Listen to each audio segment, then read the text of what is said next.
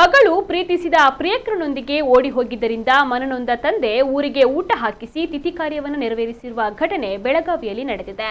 ನಾಗರಾಳ ಗ್ರಾಮದಲ್ಲಿ ಈ ಘಟನೆ ನಡೆದಿದ್ದು, ಹೆತ್ತ ಮಗಳಿಗೆ ಶ್ರಾದ್ದ ಮಾಡಿ ಕರುಳಬಳ್ಳಿ ಸಂಬಂಧವನ್ನು ತಂದೆ ಕತ್ತರಿಸಿಕೊಂಡಿದ್ದಾರೆ.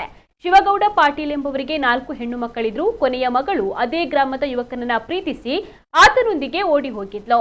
ಮೊದಲಿಗೆ ಶಿವಗೌಡ ಅವರು ಮಗಳು ಕಾಣೆಯಾಗಿದ್ದಾಳೆ ಎಂದು ರಾಯಭಾಗ ಪೊಲೀಸ್ ಠಾಣೆಗೆ ದೂರನ್ನು ನೀಡಿದ್ರು. ಅದು ಯಾವಾಗ ಮಗಳು ಯುವಕನೊಂದಿಗೆ ಓಡಿ ಹೋಗಿದ್ದಾಳೆ ಎಂಬ ವಿಚಾರ ತಿಳಿಯಿತು, ಆಗ ಶಿವಗೌಡ ಮನವನ್ನು ನೊಂದಿದ್ರು. ಬಳಿಕ ನನ್ನ ಮಗಳು ನಮ್ಮ ಪಾಲಿಗೆ ಸತ್ತಳೆಂದು ಬಂಧು ಬಳಗ ಸೇರಿದಂತೆ ಸಂಬಂಧಿಕರನ್ನ ಕರೆಯಿಸಿ ಭೋಜನ ಹಾಕಿಸಿ ಆಕೆಯ ತಿಥಿ ಕಾರ್ಯವನ್ನ ಮಾಡಿ ಮುಗಿಸಿದ್ದಾರೆ.